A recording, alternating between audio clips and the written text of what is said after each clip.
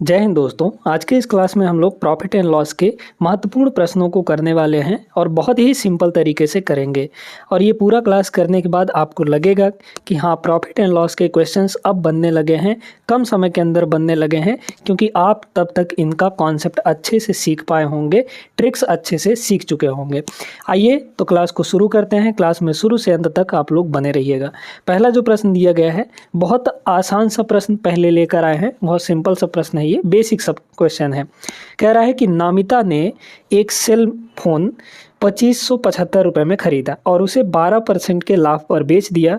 विक्रय मूल्य कितना होगा? अब यहाँ पर कुछ छोटा सा कॉन्सेप्ट आप जान लीजिए कि जो सीपी होता है, इसमें 3-4 चीज़ें होती हैं। सीपी हो गया, एसपी हो गया और आपका प्रॉफिट हो गया और लॉस हो गया, है ना।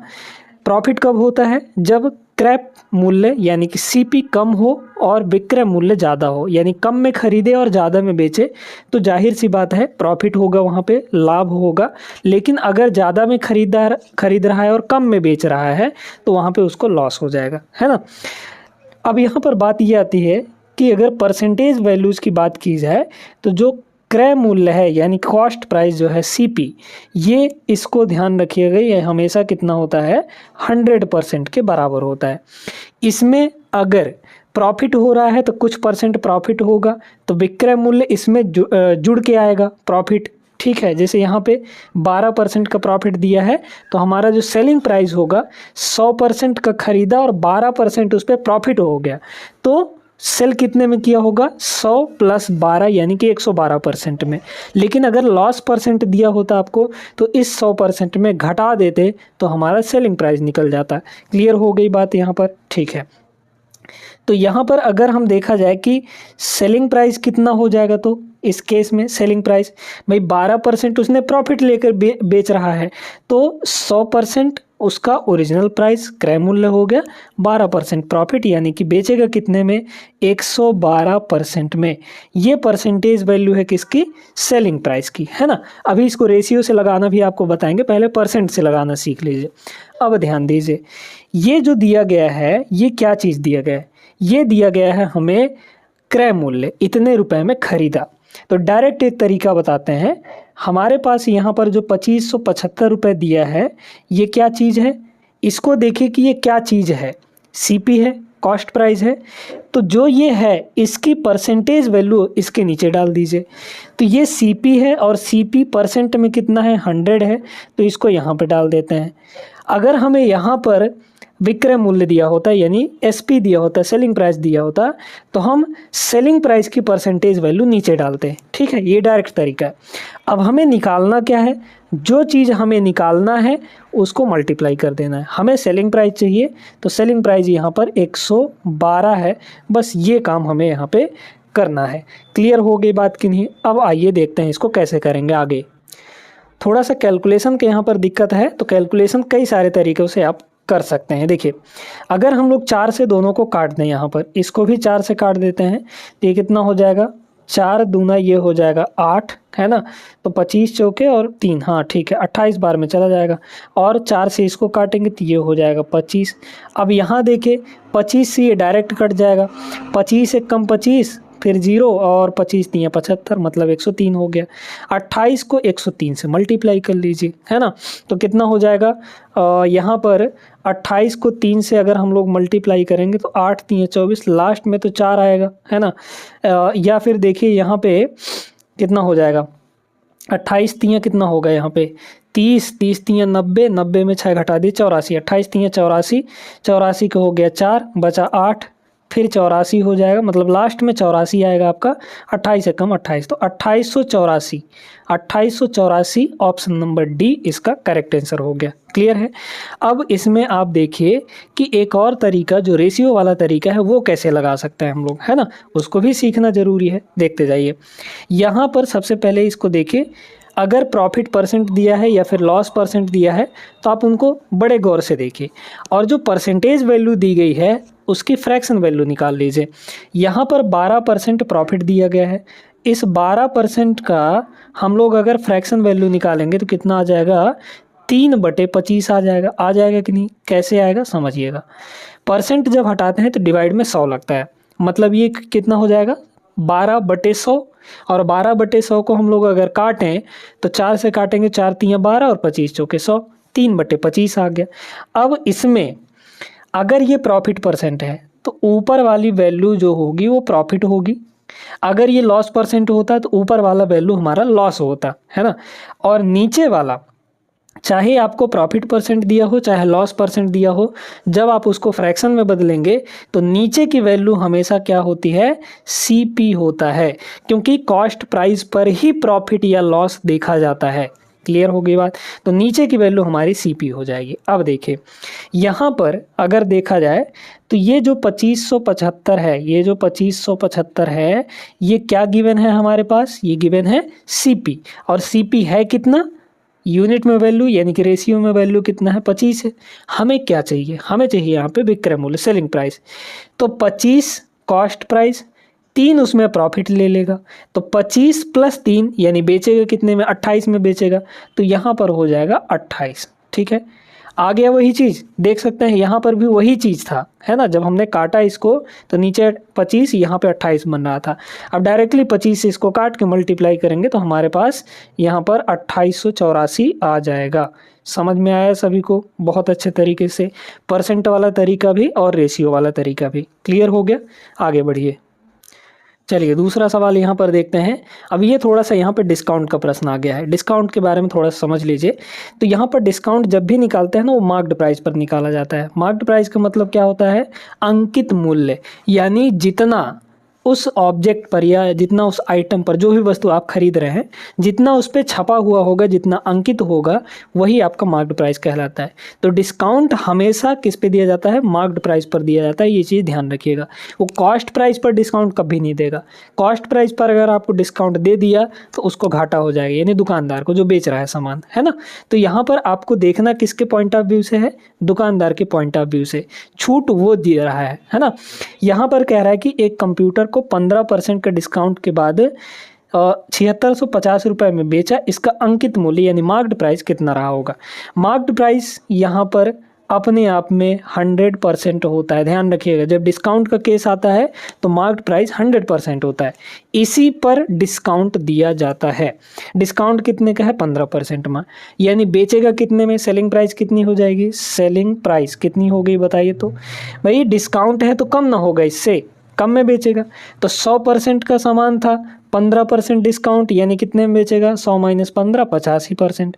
तो यहाँ पर ये आपका आ गया 85%। ये क्या दिया गया है, 7650 रुपये में बेचा, ये सेलिंग प्राइस है। तो जो 7650 रुपये है, ध्यान से समझिएगा, 7650 रुपये जो है वो सेलिंग प्राइस की वैल्यू है। और सेलिंग प्राइस हमारे पास परसेंट में कितना है, 85। तो जिसकी ये वैल्यू है वो परसेंट वैल्यू नीचे लिख देंगे। अब हमें निकालना क्या है, मार्क्ड प्राइस, जो कि 100% है। तो 100% है तो 100 से मल्टीप्लाई कर लीजिए, ये क्या आ जाएगा हमारे पास, मार्क्ड प्राइस। क्लियर। अब इसको सॉल्व करना है सीधे सीधे। कैसे करेंगे सॉल्व, तो एक काम करते हैं हम लोग, यहाँ पे काट देते हैं 5 से। 5 से अगर काटेंगे तो ये हो जाएगा आपका 17, है ना, ये हो जाएगा 17। और इसको अगर 5 से काटेंगे तो कितना हो जाएगा, 15 × 5 = 75, है ना, बचा 1, तो फिर 15, तो 5 × 3 = 15 और ये 0 आ जाएगा। ठीक है, तो 17 नहीं हो 153, 17 से ये कट जाएगा, 17 नहीं हो 153 मतलब 90, 90 × 100 यानी कि 9000। तो 9000 is the correct answer, option number C. आगे बढ़िए नेक्स्ट, इसको देखिए, ये भी एकदम बढ़िया प्रश्न है। रमेश ने अपनी बाइक को 16,384 रुपये में बेचा और 20% का नुकसान उठाया। ठीक है भैया, समझ गए, है ना। मतलब 20% का नुकसान उठा के इतने रुपए में बेच रहा है वो। क्लियर। 30% का लाभ प्राप्त करने के लिए उसे बाइक को किस कीमत पर बेचना चाहिए। अब यहाँ पर है थोड़ा सा दिक्कत वाला सवाल। अब आप सोच रहे होंगे कि सबसे पहले यहाँ पे कॉस्ट प्राइस आपको निकालना पड़ेगा, तो आप गलत सोच रहे हैं, आपको ऐसा नहीं करना पड़ेगा, डायरेक्टली ये सवाल हो जाएगा। कैसे, देखिए ये जो दिया गया है ये कब का विक्रय मूल्य है, जब उसको 20% का नुकसान हो रहा है यानी कि लॉस हो रहा है। तो ये जो सेलिंग प्राइस है यहाँ पर 16,384 ₹84। ये जो सेलिंग प्राइस है ये कितने परसेंट की वैल्यू है भाई? बाइक की जो कॉस्ट प्राइस रही होगी वो 100% रही होगी, है ना, 100%। और वो 20% का नुकसान उठा रहा है, यानी कि हानि हो गया 20% का। तो बेच रहा है कितने में, कितने परसेंट में? 100 माइनस 20 यानी 80% में। तो ये जो सेलिंग प्राइस है ये 80% की वैल्यू है, ठीक है। अब देखिए 30% का उसको लाभ लेना है तो किस कीमत पर बेचा जाना चाहिए? अब ये बताइए कि उसको 30% का प्रॉफिट लेना है तो 100% कॉस्ट, 30% प्रॉफिट, यानी बेचेगा कितने में? 130% में।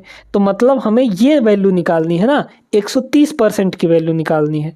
तो बस यहाँ पे 130 की मल्टीप्लाई कर देंगे, है ना। जिसकी ये वैल्यू दी गई है उसको नीचे डिवाइड करेंगे और जो चीज़ हमें निकालना है, जितने परसेंट की वैल्यू निकालनी है उसको बस मल्टीप्लाई कर देना है। ये डायरेक्ट तरीका यहाँ पर बताया जा रहा है, ठीक है। चलिए, तो 0 से 0 आपका ख़त्म हो जाएगा, है ना। और एक चीज़ यहाँ पर देखिए कि ये तो पक्का 8 से कट जाएगा और 13 से चीज़ें मल्टीप्लाई होंगी। अगर 13 से मल्टीप्लाई होंगी या फिर यूनिट डिजिट नहीं, यहाँ 4 यहाँ 4 यहाँ 4 है ना। तो 13 से कटने वाला कोई नंबर ढूंढ लीजिए या फिर डायरेक्टली मल्टीप्लाई करिए, हटाइए, ख़त्म करिए कहानी। देखिए 8 से अगर इसको काटेंगे तो 8 दूना 16, ठीक है।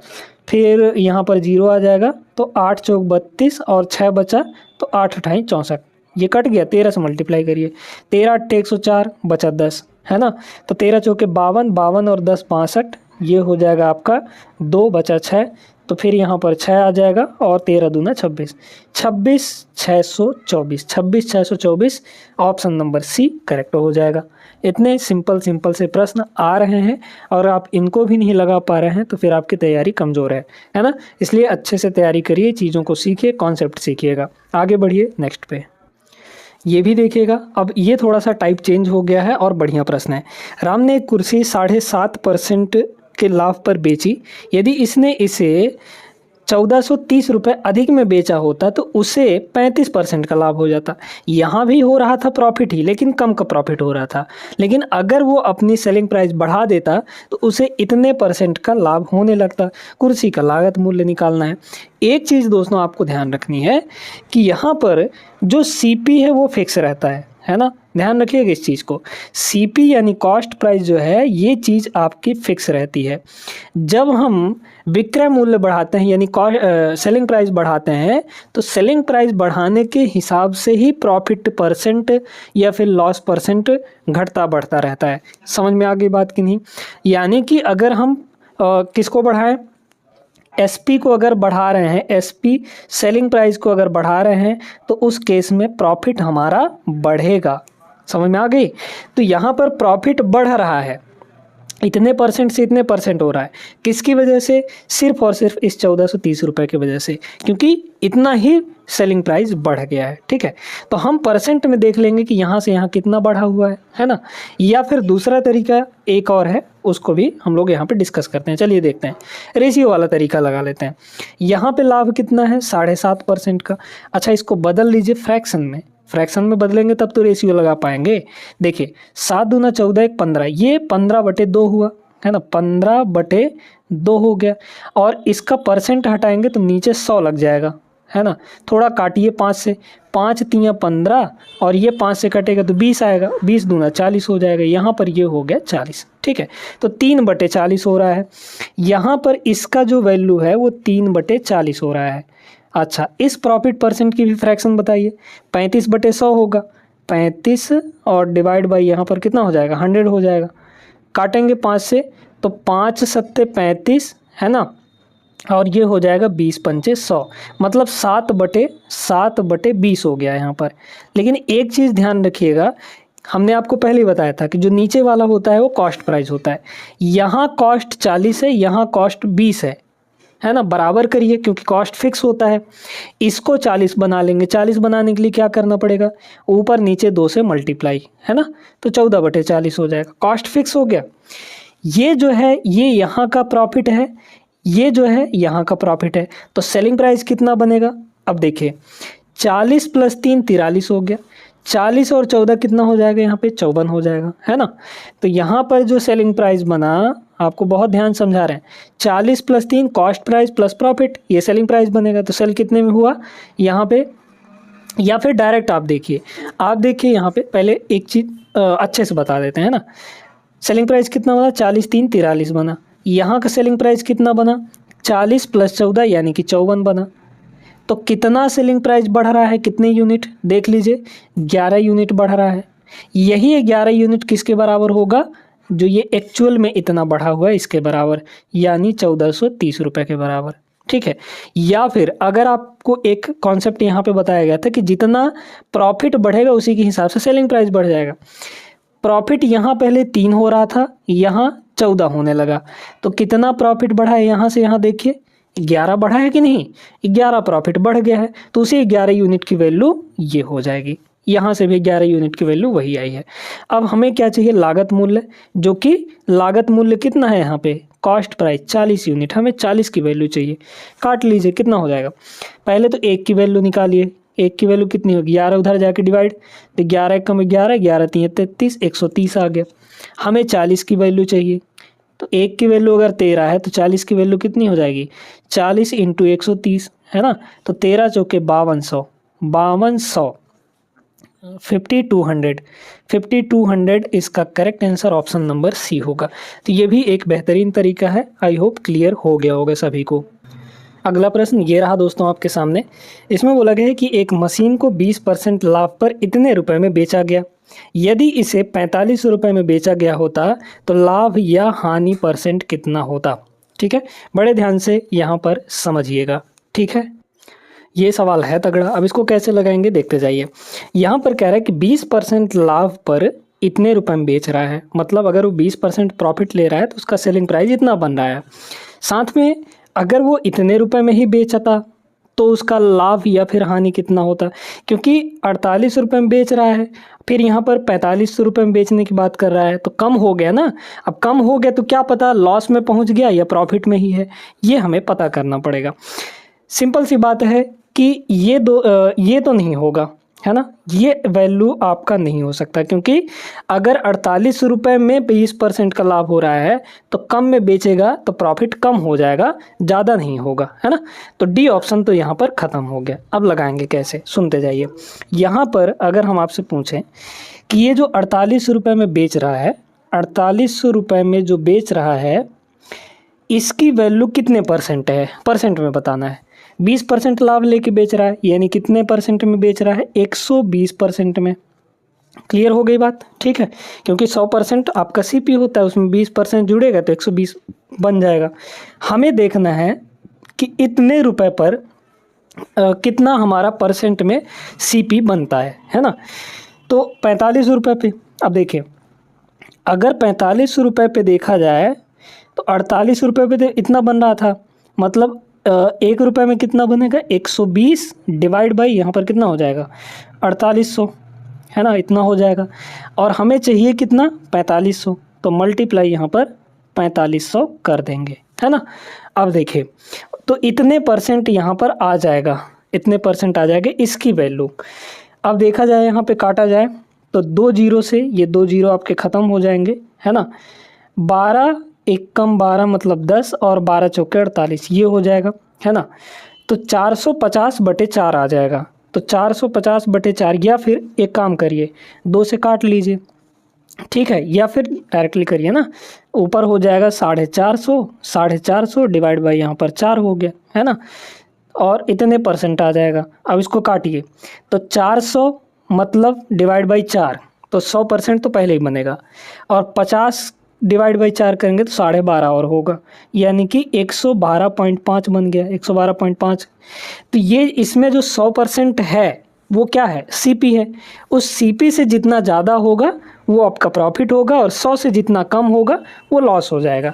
तो 100 से यहाँ पर ज़्यादा हो रहा है इतने रुपए पर, तो यहाँ पर कितना ज़्यादा हो रहा है, 12.5% ज़्यादा हो रहा है, मतलब प्रॉफिट है 12.5% की।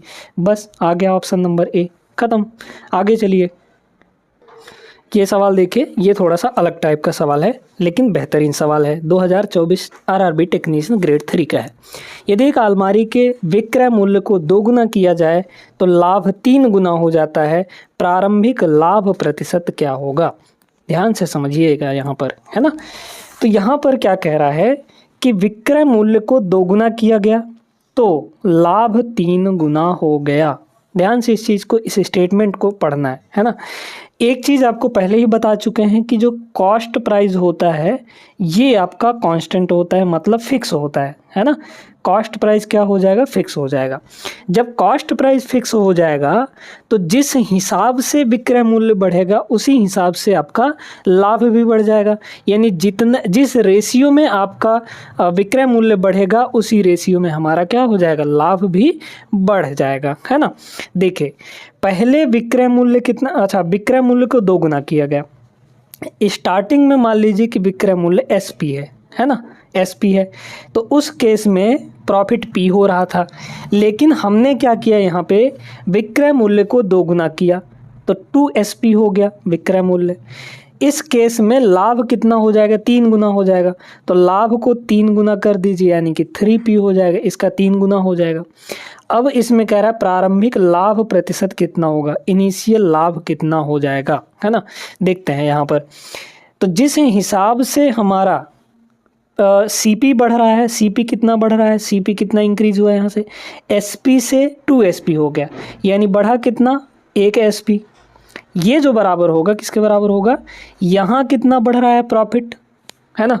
तो P से 3P हो रहा है यानी कि 2P बढ़ जाएगा, 2P बढ़ जाएगा। अब देखिए रेशियो निकाल लीजिए। तो अगर हम P को यहीं छोड़ें और SP को उधर ले जाएं तो P/SP, अच्छा इधर तो 1 बचा था, 2 नीचे आ जाएगा क्योंकि उधर मल्टीप्लाई में है तो इधर आके डिवाइड हो जाएगा, 1/2 आ गया। देख सकते हैं कि प्रॉफिट 1 का हो रहा है और बेच रहा है 2 में, यानी कॉस्ट कितना हो जाएगा? यहाँ पे कॉस्ट भी 1 हो जाएगा। भाई अगर बेच रहा है 2 में जिसमें से 1 रुपये प्रॉफिट है तो मतलब कॉस्ट कितना रहा होगा? 1 रुपये हो रहा होगा, या फिर कॉस्ट जो होता है वो SP माइनस प्रॉफिट हो जाता है ना। तो 2 माइनस 1 करेंगे तो 1 आ जाएगा। तो 1 रुपये ये आपका कॉस्ट हुआ। हमें यहाँ पर प्रॉफिट निकालना है प्रारंभिक प्रॉफिट कितना था? P, और P की वैल्यू है कितनी? 1, है ना। तो प्रॉफिट हो गया 1 का, किस पर? CP पर। CP हमारा क्या है? एक चीज़ और आपको ध्यान रखना है कि अगर लॉस निकाल रहे हैं या फिर आप प्रॉफिट निकाल रहे हैं परसेंटेज में, तो हमेशा डिनोमिनेटर में CP को रखना होता है ना। ऊपर तो हो गया प्रॉफिट, नीचे CP रखेंगे। CP कितना है? 1 का है तो नीचे हो जाएगा 1। इसको परसेंट में चेंज करना है तो 100% से मल्टीप्लाई कर देंगे, यानी सब कट कुटा के 100% का प्रॉफिट आ जाएगा। इनिशियल प्रॉफिट, है ना, शुरू वाला जो प्रॉफिट है वो कितना आएगा? 100%। ऑप्शन नंबर C यहाँ पर राइट आंसर हो गया। बहुत अच्छे तरीके से सारी चीज़ें आप लोग समझते हुए चल रहे हैं, आगे बढ़िए। चलिए अगला क्वेश्चन देखिए, उसी टाइप का है ना। यदि विक्रय मूल्य 3 गुना किया जाए तो लाभ 5 गुना हो जाता है। अच्छा 3 गुना किया गया है, 1 से 3 किया गया है, यानी कितना बढ़ा है? 2 बढ़ा होगा, है ना। यानी कि विक्रय मूल्य जो है 2SP बढ़ गया है। पहले SP था, अब डायरेक्ट लगाने की कोशिश कर रहे हैं क्योंकि एक बार ऐसा प्रश्न लगा चुके हैं। 2SP सॉरी SP था तो 3 गुना हो रहा है यानी कि 3SP हो रहा है। तो बढ़ा कितना? 1 SP से 3 SP होना मतलब 2 SP बढ़ गया है। ये जो बराबर होगा किसके बराबर होगा? यहाँ पे लाभ कितना बढ़ा है वो देख लीजिए। लाभ 1P से 5P हो रहा है क्योंकि 5 गुना हो रहा है, तो कितना बढ़ा है? 4P बढ़ गया है, यानी कि यहाँ पर 4P हो जाएगा। तो हमें यहाँ पर लाभ प्रतिशत निकालना है ना। सीधी सी बात है, सिंपल सी बात है। यहाँ पर देख लीजिए कितना हो जाएगा, तो P और डिवाइड बाई यहाँ पर SP हो जाएगा इज इक्वल टू यहाँ पर 2/4, है ना। 2/4 का मतलब 1/2 ही होता है, तो फिर वही केस बन गया, है ना। यहाँ से CP वही 1 के बराबर आ जाएगा, है ना। तो जब 1 CP और 1 प्रॉफिट ले रहा है मतलब 100% का प्रॉफिट हो रहा है ना। तो सेम क्वेश्चन बन गया पिछले वाला ही। तो प्रॉफिट परसेंट यहाँ पर कितना आ जाएगा? 1 का प्रॉफिट किस पर? 1 पर ही। तो 1 पर 1 का प्रॉफिट मतलब 100% की प्रॉफिट, है ना। तो 100% की प्रॉफिट आ जाएगी। ऑप्शन नंबर B करेक्ट रहा। आगे चलिए बढ़ते हैं अगले प्रश्न पे। अगला क्वेश्चन देखिएगा, ये महत्वपूर्ण प्रश्न है। एक आदमी 680 रुपये में एक मोबाइल फ़ोन बेचता है और कुछ हानि उठाता है। ठीक है, ध्यान रखिएगा, यहाँ पर हानि उठा रहा है, इसको मान लेते हैं कि उसको जो लॉस हो रहा है वो एल लॉस हो रहा है। ठीक है, यदि उसने इसे 1070 रुपये में बेचा होता तो उसका लाभ जो है, यानी कि अब जो प्रॉफिट हो रहा है वो पिछली हानि का दोगुना हो जाता। न्यूमेरिकली है ना, न्यूमेरिकली जो हानि का डबल हो जाता वो उसका लाभ। मोबाइल फ़ोन का कॉस्ट प्राइस कितना होगा, ध्यान रखिएगा यहाँ पे। अब पहले वो क्या कर रहा है कि 680 रुपये में बेच रहा था, है ना, तो 680 रुपये में बेचने पर उसको कुछ ना कुछ लॉस हो गया।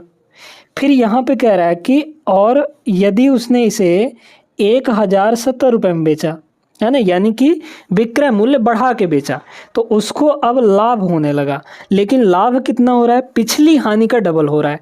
पिछला हानि कितना था, 12, तो यहाँ पर डबल या आपका क्या हो जाएगा, प्रॉफिट हो जाएगा। लेकिन एक चीज़ का आपको ध्यान रखना है, यहाँ पर ये न्यूमेरिकल वैल्यू है ना। आप सोचेंगे 2L देखेंगे तो डबल लॉस आपको दिखेगा यहाँ पे, जबकि डबल लॉस नहीं है, ये प्रॉफिट है। तो इससे बचने के लिए, इस कंफ्यूजन से बचने के लिए आप क्या करिए कि यहाँ पर इसके साथ माइनस लगा लीजिए, बस इतना सा काम है आपको, है ना। माइनस क्यों लगा रहे हैं, क्योंकि यहाँ पे ये लॉस को दर्शा रहा है इसलिए माइनस, और ये प्रॉफिट को दर्शा रहा है इसलिए इसके साथ प्लस लगा लेंगे, बस आपका इससे कंफ्यूजन दूर हो जाएगा। अब क्या करना है, अब हम देख पा रहे होंगे कि यहाँ पर सीपी तो फिक्स है, कॉस्ट प्राइस फिक्स है, हम जितना विक्रय मूल्य बढ़ाएंगे उसी के हिसाब से हमारा प्रॉफिट बढ़ने लगेगा, है ना। तो यहाँ पर पहले प्रॉफिट हो रहा था माइनस एल का, या लॉस हो रहा था, एक ही मतलब है। प्रॉफिट माइनस एल का कहना या फिर लॉस एल का कहना एक ही, दोनों का मतलब है ना। तो पहले प्रॉफिट हो रहा था इतना माइनस एल का, अब प्रॉफिट होने लगा प्लस 2L का, है ना। तो यहाँ जितना सीपी बढ़ेगा उतना ही यहाँ पर आपका प्रॉफिट बढ़ जाएगा, बस यही दोनों को आपको बराबर करना था। लेकिन कन्फ्यूज़न अभी भी है कि यहाँ पर हम देख सकते हैं कितना बढ़ा है, इसमें से इसको घटाइए तो कितना हो जाएगा, 0 में से 0 गया 0, है ना, और 107 में 68 चला गया, तो यहाँ पर कितना हो जाएगा, 17 में से 8 गया, ये हो जाएगा 9, और यहाँ पे 9 में से 6 गया 3 हो जाएगा, 390 हो गया, है ना। 390 जो बढ़ा है ये किसकी वजह से बढ़ा है, इसके वजह से बढ़ा है। अब यहाँ पर है दिक्कत, आपको यहाँ का डिफरेंस निकालना है। तो माइनस एल से प्लस 2L तक जाना कितने का अंतर, 3L का अंतर है, ये नहीं कि सिर्फ 1L का अंतर है। कैसे निकालेंगे डिफरेंस, बड़ा कौन है, 2L है ना, छोटा कौन है यहाँ पर, माइनस एल है। अब इन दोनों का ना हमें डिफरेंस चाहिए, तो इस तरीके से होगा, ये माइनस माइनस प्लस हो जाता है, आप सभी जानते हैं। तो 2L प्लस L यानी कि 3L हो जाएगा। डिफरेंस कितना आया, 3L का आ जाएगा दोस्तों। ये छोटे छोटे मिस्टेक्स मत करिएगा, नहीं तो सवाल आते हुए भी गलत हो जाएगा। अब यहाँ पे देखिए, तो लॉस की वैल्यू कितनी आ गई, यहाँ पे लॉस की वैल्यू कितनी हो जाएगी, 3 से काट दीजिए इसको, 3 एकम 3, 3 3 9, मतलब कि 130 रुपये लॉस हो गया। हमें क्या चाहिए, कॉस्ट प्राइस चाहिए। अब देखिए यहाँ पर लॉस कितना हो रहा था, लॉस 130 रुपये का, है ना, 130 रुपये का लॉस हो गया। या फिर प्रॉफिट यहाँ पर देख सकते हैं 2L है, इसका डबल करेंगे तो कितना हो जाएगा, 13, 130 का डबल 260 हो जाएगा, है ना। तो यहीं से आप देखिए, आप सभी जानते हैं कि जो यहाँ पे कॉस्ट प्राइस होता है वो क्या होता है, सेलिंग प्राइस, है ना। लॉस के केस में अगर देखा जाए तो लॉस के केस में आपका सीपी माइनस एसपी, यानी कि कितना हो जाएगा यहाँ पे, एसपी प्लस लॉस हो जाएगा, एसपी प्लस लॉस हो जाएगा, है ना, क्योंकि ज़्यादा में खरीदा कम में बेचा, ठीक है, एसपी प्लस लॉस हो जाएगा। तो हमें सीपी चाहिए ना, एसपी कितना है इस वाले केस में, लॉस के केस में कितना है, 680, तो एसपी हो गया 680 प्लस लॉस कितना हो रहा है 130 का, तो यहाँ पर हो जाएगा 130 इज इक्वल टू कितना आएगा यहाँ पे, 0 8 3 11 का 1 और 6 7 1 8, 810 रुपये, ऑप्शन नंबर डी। या फिर दूसरे तरीके से अगर आप निकालना चाहें तो एसपी एक और होता है, सॉरी सीपी जो होता है वो होता है एसपी और माइनस यहाँ पर प्रॉफिट, ठीक है। प्रॉफिट एसपी में प्रॉफिट को घटा देंगे तो भी वही चीज़ आएगा। एसपी कितना है, अच्छा प्रॉफिट इस केस में हो रहा है तो एसपी कितना है यहाँ पर 1070। इसमें से हम प्रॉफिट को घटाएंगे, प्रॉफिट कितने का होगा, दोनों जगह से आप निकाल सकते हैं ना। 130 रुपये एल की वैल्यू, तो 2L की वैल्यू 260 रुपये हो जाएगी, तो यहाँ पे हो गया 260 माइनस आप 260 कर दीजिए, यहाँ से भी घटाएंगे तो वही वैल्यू आएगी, है ना। देखिए 0 से आपका 0 हो गया और 7 में 6 गया 1 आ जाएगा और 10 में 2 गया 8, 810 रुपये आया। यहाँ से भी कॉस्ट प्राइस वही चीज़ आ गया। तो यहाँ से भी आप लोग ले सकते हैं, यहाँ से भी ले सकते हैं, आपकी मर्जी है, जहाँ से निकालना चाहे वहाँ से निकालें। ऑप्शन नंबर डी इसका करेक्ट आंसर होगा। चलिए ये सवाल देखिए, ये भी उसी टाइप का सवाल है ना। आप चाहें तो वीडियो रोक कर एक बार ट्राई जरूर कर सकते हैं। एक वस्तु को 1800 रुपये में बेचने पर अर्जित प्रतिशत लाभ जो है उसी वस्तु को इतने रुपए में बेचने पर होने वाली हानि प्रतिशत के बराबर है। ठीक है, 20% लाभ कमाने के लिए वस्तु को किस कीमत पर बेचा जाना चाहिए। सबसे पहले हम लोग यहाँ पे कॉस्ट प्राइस निकालेंगे, तब न जाके हमें यहाँ पर 20% की वैल्यू निकलेगी। ठीक है, चलिए देखते हैं बड़े ध्यान से। यहाँ पर कह रहा है कि अगर वो 1800 रुपये में बेच रहा है ना, ये सेलिंग प्राइस है, 1800 रुपये में बेच रहा है, क्योंकि सीपी तो फिक्स होगा। बेचने पर अर्जित लाभ मान लीजिए कि इस केस में पी हो रहा है, प्रॉफिट पी हो गया, है ना। 1160 रुपये में बेचने पर 1160 रुपये में बेचने पर होने वाली प्रतिशत हानि के बराबर है।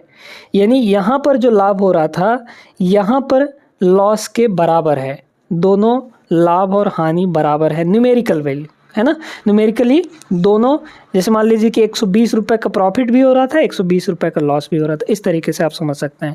तो यहाँ पर प्रॉफिट इतने का पी कमाना है तो लॉस भी उतने का ही होगा, लेकिन इसमें हम माइनस लगाएंगे, है ना, तब ना डिफरेंस समझ में आएगा कि कौन प्रॉफिट है कौन लॉस है। लॉस के केस में माइनस लगा दीजिएगा। अब फिर वही है, ये विक्रय मूल्य है तो यहाँ का डिफरेंस देख लीजिए और यहाँ का डिफरेंस आप देख लीजिए, दोनों को बराबर कर लीजिए। 1800 में 1160 घटाइए, 100 में से 60 गए, ये हो जाएगा 40, है ना। फिर यहाँ बचा 1700, 1700 में 1100 गया तो 17 में से 11 गया 600, 640 आ जाएगा डिफरेंस। ये डिफरेंस किसके बराबर होगा, इन दोनों के डिफरेंस के बराबर। तो P में से माइनस P घटाएंगे अगर तो 2P आ जाएगा, तो यहाँ पर हो गया 2P। तो P की वैल्यू यहाँ से कितनी आ गई, प्रॉफिट की वैल्यू कितनी हो रही है 32, है ना, 320 रुपये की। भाई 2P की वैल्यू 640 है तो P की वैल्यू 320 हो जाएगी। ठीक है, प्रॉफिट हमारा कितना हो रहा है यहाँ पर 320 रुपये हो रहा है। अब देखिए कॉस्ट प्राइस जो भी रहा हो, है ना, कॉस्ट प्राइस जो भी रहा हो उसमें प्रॉफिट को जोड़ेंगे तो हमारे पास सेलिंग प्राइस मिल जाएगा। कॉस्ट प्राइस सीपी है, उसमें प्रॉफिट को जोड़ेंगे 320 रुपये, तो प्रॉफिट किस केस में हो रहा है, इस केस में। इस केस में तो ये लॉस है ना। इस केस में प्रॉफिट हो रहा है, मतलब इतना हो जाएगा सेलिंग प्राइस, है ना। ये हो गया क्योंकि सीपी में प्रॉफिट जोड़ते हैं तो सेलिंग प्राइस निकल कर आता है। तो यहाँ से सीपी कितना आ जाएगा, 1800 में 320 घटा लीजिए। अगर 1800 में 300 घटाएंगे तो 1500, उसमें 20 और घटाएंगे तो 1480 आ जाएगा। तो ये सीपी आपका 1480 रुपया हो गया। हमें 20% का लाभ लेना है तो किस कीमत पर बेचा जाना चाहिए, सीपी कितना है यहाँ पर 1480, है ना, 1480। हमें यहाँ पे 20% का प्रॉफिट लेना है तो कितने में बेचा जाना चाहिए, 120% में। 120% इसका निकाल लीजिए बस, 120% यानी डिवाइड बाई 100 हो जाएगा। कटेगा 2 जीरो से 2 जीरो, 12 8 96 यानी कि यूनिट डिजिट आपका 6 आएगा, है ना। 2 गुणे 8 करेंगे तो 6 आएगा। यूनिट डिजिट 6 सिर्फ एक जगह है, ऑप्शन नंबर ए में। ये आपका करेक्ट आंसर हो जाएगा। समझ गए होंगे सभी लोग अच्छे तरीके से। 9 क्वेश्चन हो चुके हैं, एक प्रश्न चलिए और करते हैं। 10वां सवाल यहाँ पर देखिएगा। ये एक ऐसा सवाल है, इसमें अगर आप थोड़ा सा भी इधर उधर ध्यान भटकाए तो ये सवाल आपसे गलत हो जाएगा। बहुत बारीकी से चीज़ों को समझना है। श्याम एक नोटबुक को लागत मूल्य के बराबर लाभ प्रतिशत पर 24 रुपये में बेचता है। यहाँ पे एक चीज़ ये दे दिया, लाभ प्रतिशत। अगर ये प्रतिशत ना दिया रहता तो ये सवाल बहुत आसान होता, है ना। चूँकि लाभ प्रतिशत दे दिया है तो यहाँ पर है दिक्कत। देखिए कह रहा है कि एक नोटबुक को लागत मूल्य के बराबर लाभ प्रतिशत पर खरीदा, तो हम यहाँ पर इसका कॉस्ट प्राइस कुछ ना कुछ मान लेते हैं, है ना। कॉस्ट प्राइस मान लीजिए कि x रुपये है, तो भाई प्रॉफिट कितने का होगा? क्या इसी के बराबर होगा? नहीं, इसके परसेंट के बराबर होगा, यानी कि इसके बराबर x% के बराबर, है ना, क्योंकि यहाँ पे बोला है लाभ प्रतिशत के बराबर। 24 रुपये में बेचता है, सेलिंग प्राइस आपको दे रखी है। सेलिंग प्राइस आपको कितना दे रखा है यहाँ पर? 24 रुपये के बराबर। अब दिक्कत क्या है यहाँ पे? देखिए, जो सेलिंग प्राइस होता है प्रॉफिट के केस में क्या होता है? CP प्लस प्रॉफिट बराबर सेलिंग प्राइस, है ना। होता ये है कि CP और प्लस यहाँ पे प्रॉफिट, ये कितना बनेगा? सेलिंग प्राइस के बराबर बनेगा। ठीक है, ये तो न्यूमेरिकल वैल्यू 24 रुपये हमें पता है, ये भी न्यूमेरिकल वैल्यू है, रुपए में है, तो CP हमारा x हो गया, प्लस प्रॉफिट कितना होगा रुपए में, क्योंकि हमारा यहाँ पे ये x% है, ये रुपए में नहीं है। रुपए में कैसे निकालते हैं भाई? प्रॉफिट क्या होता है? प्रॉफिट जो होता है वो CP का कुछ परसेंट होता है, तो CP मतलब x का मल्टीप्लाई कितना परसेंट? x%, यानी x डिवाइड बाई 100%। का मतलब क्या होता है? इतना। तो प्रॉफिट जो होगा रुपए में इतना हो जाएगा, यानी कितना हुआ यहाँ पे? x² डिवाइड बाई 100, ये होगा रुपए में प्रॉफिट, यानी CP x का x% प्रॉफिट आएगा आपका रुपए में। तो प्रॉफिट यहाँ पर लिखेंगे x² divide by 100 is equal to SP कितना है यहाँ पे? 24 के बराबर। अब हमें चाहिए क्या था? नोटबुक की कीमत, यानी कॉस्ट प्राइस, जो कि x है। हमें x की वैल्यू ही चाहिए, और x की वैल्यू इनमें से कोई एक होगा जो सही होगा। आप इसमें रख के देख लीजिए ऑप्शन कौन सा सही हो रहा है। देखिए, 24 तो हो नहीं सकता, क्यों? क्योंकि 24 रुपये में तो बेच रहा है वो, अगर वो 24 में ही खरीदेगा तो उसको नो प्रॉफिट नो लॉस होगा, लेकिन यहाँ पे प्रॉफिट हो रहा है, मतलब इतने में नहीं खरीदा होगा। इन चारों ऑप्शन में से एक को देखिए। चलिए, अगर हम x की वैल्यू इसको ले लेते हैं, x की वैल्यू 20, तो यहाँ क्या होगा? 20 हो जाएगा, प्लस 20 का स्क्वायर कितना होगा? 400, और डिवाइड बाई यहाँ पर 100 हो जाएगा। क्या सेटिस्फाई किया? बिल्कुल किया। ये कट जाएगा, 20 और 4 24 आ गया, तो इधर 24 के बराबर आ गया ना, मतलब x की वैल्यू कौन सेटिस्फाई कर गया? ये वाला। ख़त्म कहानी, आगे चेक करना ही नहीं। 18 रखेंगे तो नहीं आएगा, 16 रखेंगे तो भी नहीं आएगा, है ना। तो 20 पे ये वैल्यू सेटिस्फाई कर गई, मतलब 20 रुपये यहाँ पर नोटबुक की कीमत थी। बहुत अच्छा प्रश्न था, कॉन्सेप्चुअल था। आई होप क्लियर हो गया होगा। आई नो आप सभी लोगों को इस टाइप के सवालों को लगाने में दिक्कत होगा, क्योंकि प्रॉफिट एंड लॉस का ये बहुत बेहतरीन टाइप है। तो आज के क्लास में हम लोग इसी टाइप को सीखने वाले हैं और ट्रिक से लगाएंगे कि किस तरीके से आप बहुत कम समय में छोटा सा एक अप्रोच लगाकर सवालों को बहुत कम समय के अंदर निपटा सकते हैं। क्लास को शुरू करते हैं। क्लास में शुरू से अंत तक बने रहिएगा, तभी एक एक चीज़ डिटेल में आप समझ पाएंगे और इस टाइप के सवालों को आप अच्छे से लगा पाएंगे सबसे कम समय में। सवाल क्या है दिया गया है? पहला सवाल, 18 संतरों को 151.20 रुपये में बेचने पर एक व्यक्ति को 20% की हानि हो जाती है। जब इतने में बेचता है 18 संतरों को, तो उसको 20% का लॉस हो जाता है। 30% का लाभ लेना है उसे। 819 रुपये में कितने संतरे बेचने होंगे? अब यहाँ पर दो कंडीशन है, दो सिचुएशन है। यहाँ पर कुछ संतरे हैं, कुछ रुपए में बेचा गया और कुछ परसेंट का प्रॉफिट या फिर लॉस हो रहा है। फिर कह रहा है कि यहाँ पर कुछ और संतरे हैं, ठीक है, और कुछ का लाभ लिया जा रहा है और कुछ रुपए में बेचा जा रहा है ना। तो सेलिंग प्राइस ही दोनों जगह दी गई है। तो अब इसको लगाने का तरीका क्या है? दोनों सिचुएशंस को हमें यहाँ पे बराबर करना है, लेकिन किस तरीके से बराबर करना है तो आपको बता रहे हैं। यहाँ पर आपको सबसे पहले यहाँ पे देखना है प्राइस 1, ठीक है, ये पहला प्राइस हुआ। डिनोमिनेटर में आपको देखना है क्वांटिटी 1, है ना। पहले सिचुएशन की जो क्वांटिटी है, क्वांटिटी का मतलब कितने संतरे या कितने आर्टिकल्स या कितने आइटम्स, है ना। मल्टीप्लाई यहाँ पे क्या लिखना है आपको? सेलिंग प्राइस 1, पहले का सेलिंग प्राइस, ठीक है। अच्छा, सेलिंग प्राइस, वो सेलिंग प्राइस परसेंट वाली, है ना, इसको परसेंट में लिख लीजिए। परसेंटेज सेलिंग प्राइस आपको लिखनी है, इज इक्वल टू दूसरे सिचुएशन में भी यही करना है आपको। दूसरे सिचुएशन में यानी कि प्राइस P2 सेलिंग प्राइस है ये, है ना। डिनोमिनेटर में यहाँ पे दूसरी क्वांटिटी Q2 मल्टीप्लाई यहाँ पर दूसरा सेलिंग प्राइस, वो भी किस में? परसेंटेज में। तो ये हो जाएगा। ये फॉर्मूला लगाएंगे तो इस टाइप के जितने भी सवाल हैं आपको बन जाएंगे। अब रखना कैसे है देखिए, यहाँ पे P1 बताइए, प्राइस 1 कितना है, 151 दशमलव यहाँ पर 151.2 है ना। डिनोमिनेटर में क्या होगा, क्वांटिटी कितना, 18 संतरों को, तो यहाँ पर हो जाएगा 18 मल्टीप्लाई सेलिंग प्राइस, पहला सेलिंग प्राइस। ये बताइए कि 20% की हानि हो रही है और CP आप लोग सभी जानते हैं कि ये 100% होता है। अब 100% में अगर 20% का लॉस हो रहा है तो कितने में बेचेगा, 18%, 80% में, है ना। 100 माइनस 20% करेंगे तो 80% आ जाएगा, यानी कि 80% यहाँ पर सेलिंग प्राइस हो गई। परसेंटेज जरूर लिख दीजिएगा।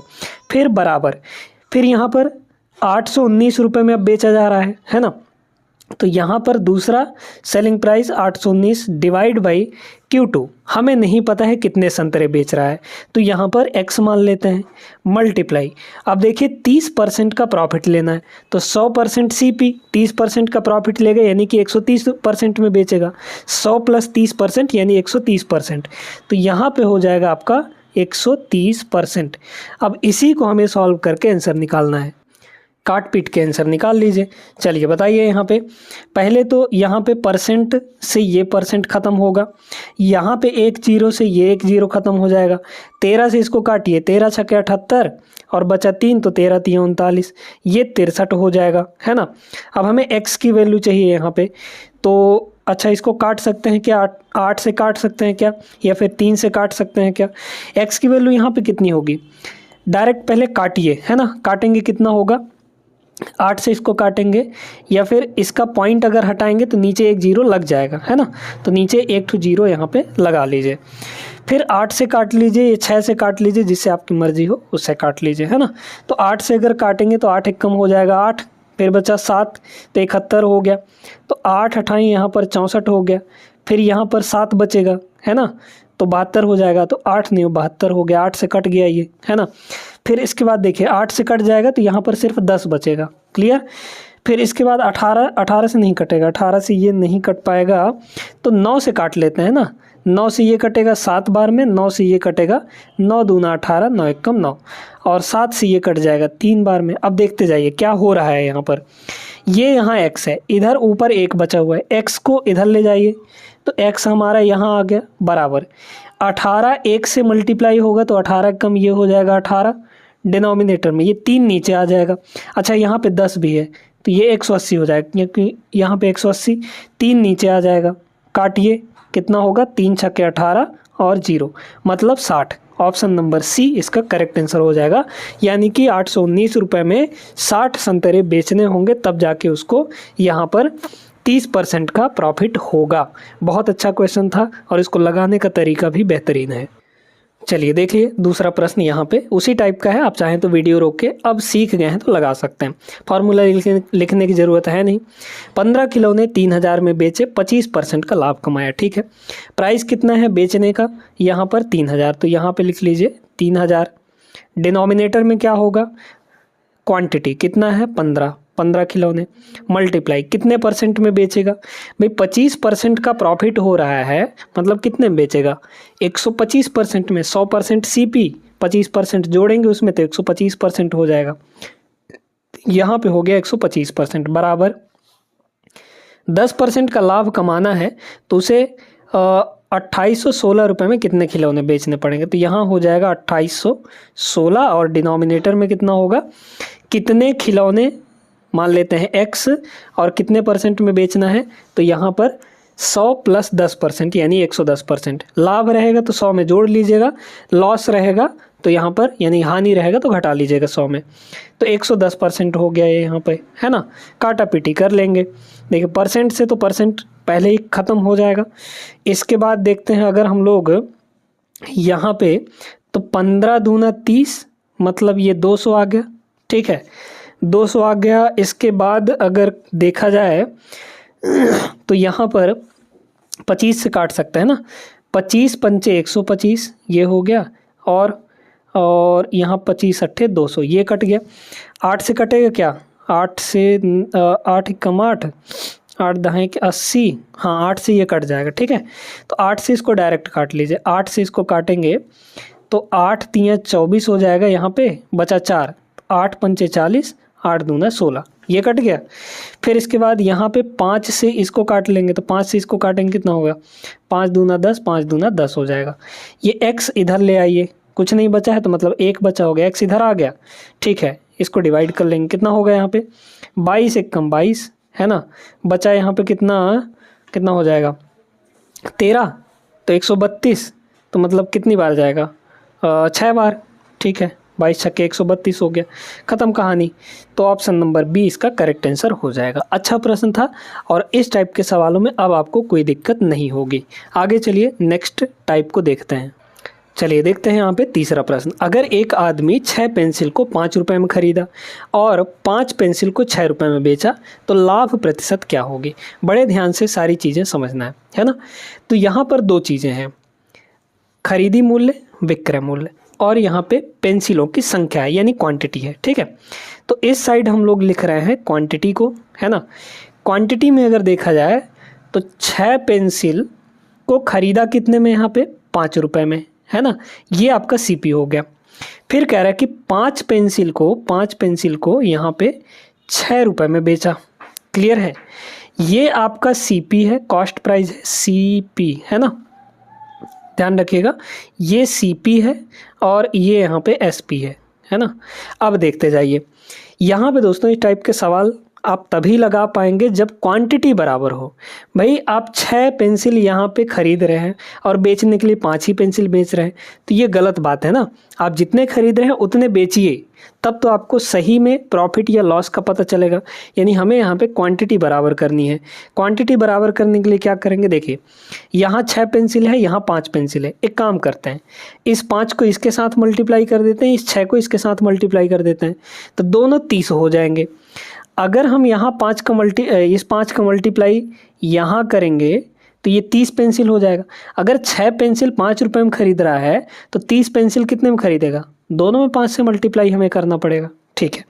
मतलब इस 5 का इन दोनों में मल्टीप्लाई कर दिए, इस 6 का इन दोनों में मल्टीप्लाई कर दीजिए, है ना। इस तरीके से अगर 5 पेंसिल 6 रुपये में बेच रहा है तो 6 पंचे 30 पेंसिल 36 रुपये में बेचेगा। सिंपल सी बात है ये, है ना। तो अब ये जो चीज़ है ये क्वांटिटी आपकी बराबर हो चुकी है। क्वांटिटी बराबर होने के बाद देखिए कि अब यहाँ पे ख़रीदा कितने में, 5 पचम 25, 25 रुपये में ख़रीदा और ये 6 × 6 36 रुपये में बेचा। क्लियर हो गई। तो प्रॉफिट हो रहा है, कितने की प्रॉफिट हो रही है बताइए। तो यहाँ पे भाई 25 का ख़रीदा 36 में बेचा, कितने की प्रॉफिट हो गई, 11 की प्रॉफिट हो गई, है ना। डिनोमिनेटर में सीपी होता है, अगर परसेंटेज निकाल रहे हैं प्रॉफिट परसेंट या लॉस परसेंट तो डिनोमिनेटर में सीपी को रखते हैं। सीपी कितना है यहाँ पे, यानी खरीदी मूल्य 25 रुपये है, ये हो गया। परसेंट में इसको चेंज करना है तो 100% से मल्टीप्लाई कर लेंगे, ये आपका आ जाएगा प्रॉफिट परसेंटेज, है ना। कितना होगा, 25 चौके 100 और 11 चौक 44। क्लियर हो गया, 11 चौक 44, ऑप्शन नंबर डी इसका करेक्ट हो जाएगा। सवाल नंबर 4 देखते हैं। राहुल के पास 12 केले हैं, ठीक है। वह उनमें से x को 20% के लाभ पर और शेष को 20% की हानि पर बेचता है। उसे पूरे परिव्यय पर 10% का लाभ होता है, यानी ओवरऑल उसको यहाँ पे 10% का प्रॉफिट हो जाता है। x का मान कितना होगा, यानी कितने केले उसने यहाँ पे 20% के लाभ पर बेचा, ठीक है। अब बड़े ध्यान से इस चीज़ को समझिएगा कि हैं टोटल 12 ही केले, कुछ केले को लॉस पे बेच रहा है, कुछ केले को प्रॉफिट पे बेच रहा है, यानी अलग अलग डिवाइड कर दिया। उतने ही 12 केले जो थे उसको अलग अलग डिवाइड करके और बेच रहा है ना। तो जब अलग अलग डिवाइड करके या फिर 2 चीज़ों को आपस में मिलाया जा रहा है, 2 अलग अलग चीज़ों को यहाँ पे 12 केले बनाया जा रहा है एक साथ, और उन 12 केलों पे टोटल 10% का प्रॉफिट हो रहा है, तो इस केस में हम लोग एलिगेशन लगा सकते हैं। बड़े ध्यान से समझना है। देखिए पहले टाइप के केले मतलब 2 भाग में बांटा है ना, 12 केलों को 2 भाग में बांटा है। मान लीजिए कि ए और बी भाग में बांट दिया वो, है ना। कुछ केले ए पार्ट में है, कुछ केले बी पार्ट में है, लेकिन ए और बी दोनों केलों का पार्ट मिलाकर टोटल 12 केले हैं। फिर यहाँ पर कह रहा है कि एक्स को 20% के, यानी ए टाइप के मान लीजिए जो केले हैं उनको 20% के प्रॉफिट पर बेचा, तो 20% प्रॉफिट मतलब +20, ठीक है। और शेष को यानी जो बचे हुए हैं जो बी पार्ट में है जितने केले उनको 20% के लॉस में बेच रहा है यानी कि -20%। और ओवरऑल उसको यानी टोटल 12 केलों में 10% का प्रॉफिट हो गया। जो ओवरऑल होता है उसको बीच में लिखा जाता है, बीच में लिखे मतलब यहाँ पर प्लस का 10। लाभ हो रहा है तो प्लस लगाइएगा, हानि हो रहा है तो यहाँ पर माइनस लगाइएगा। ठीक है, अब देखते जाइए यहाँ पे। अब इसको करना कैसे है, यहाँ पे क्रॉस में डिफरेंस लेना होता है। क्रॉस में जो डिफरेंस आता है वो अलग अलग पार्ट की क्वांटिटी आ जाती है। क्वांटिटी मतलब संख्या, है ना। अगर हम घटाएं, ये डिफरेंस ले लें, इन दोनों का अंतर ये करके यहाँ लिखेंगे। कितना अंतर है बताइए। दोनों चूंकि पॉजिटिव वैल्यू हैं तो बड़े में से छोटे को घटाइए। बड़ा कौन है 20, 20 में से 10 को घटाएंगे, यहाँ पे कितना आ जाएगा 10, है ना। फिर इसके बाद इधर भी डिफरेंस लेना है, इधर डिफरेंस लेके यहाँ लिखना है।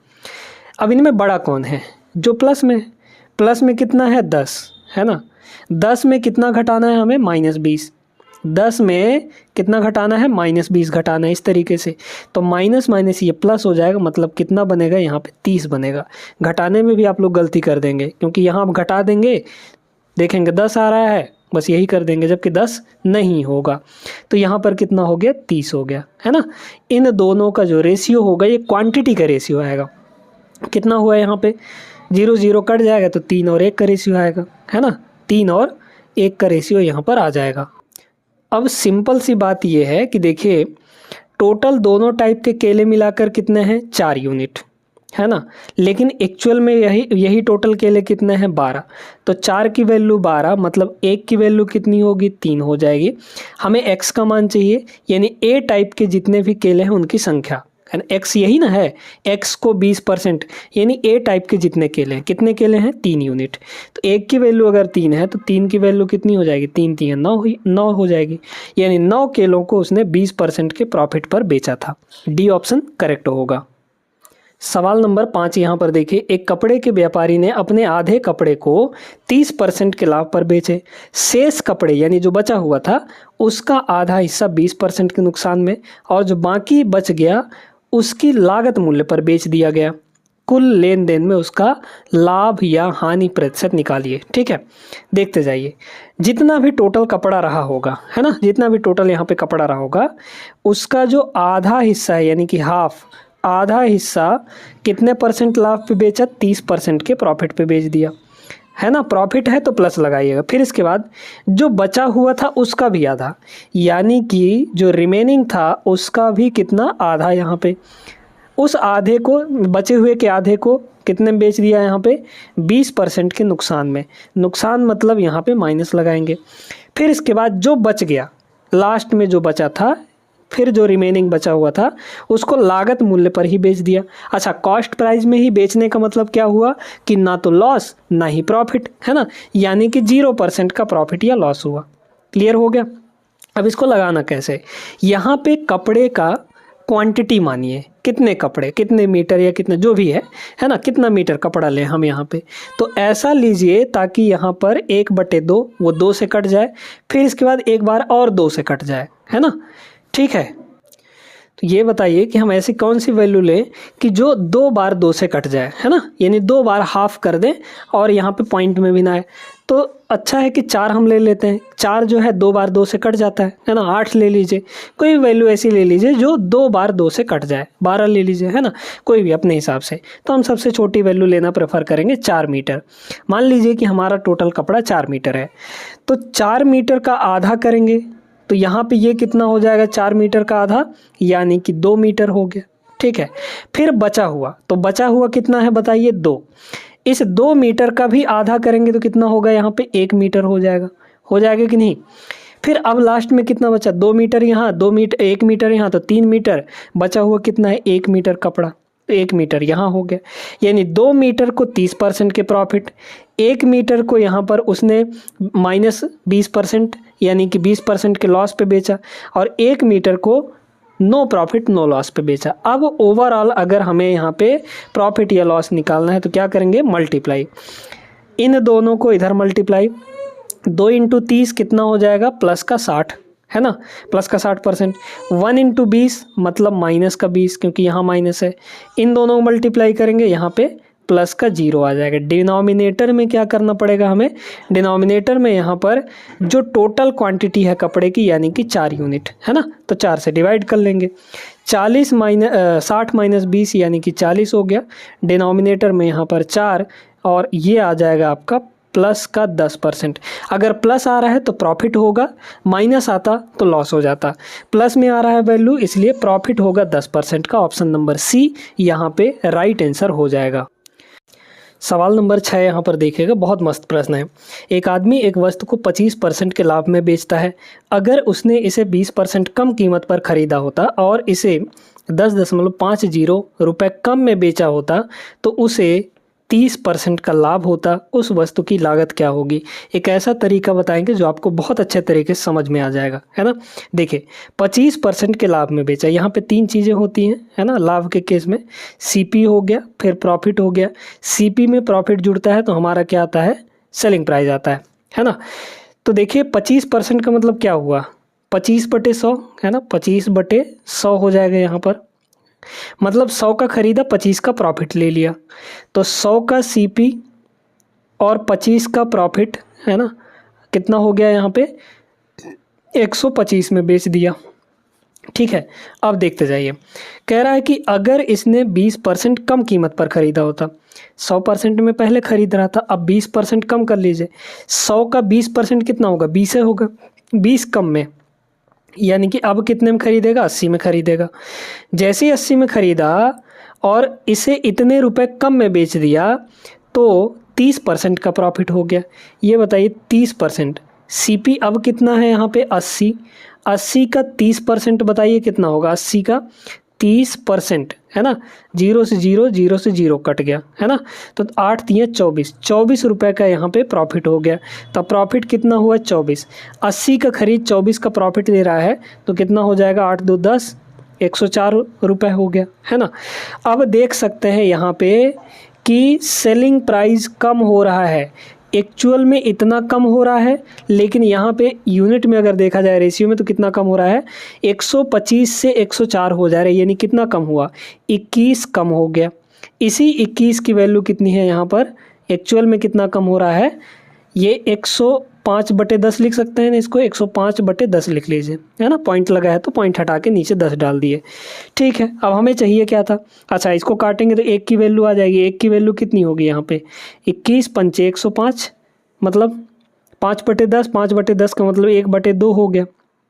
अब हमें चाहिए क्या, देखते, लागत मूल्य चाहिए। लागत मूल्य है यहाँ पे कितना, 100 रुपये, मतलब 100 यूनिट है, तो 1 की वैल्यू 1/2 है, तो 100 की वैल्यू कितनी हो जाएगी, 100 की वैल्यू यहाँ पर हो जाएगी 1/2 इंटू 100, यही होगा, क्योंकि 1 का वैल्यू 1/2 है, तो 100 का वैल्यू कितना होगा, 100 इंटू 1/2, यानी कितना आ जाएगा 50 रुपये। तो 50 रुपये यहाँ पर सीपी होगा। Option number C is the right answer. बहुत अच्छे से ये प्रश्न भी आपको समझ में आ गया होगा। वीडियो लाइक कर देना है और चैनल को सब्सक्राइब कर लीजिएगा।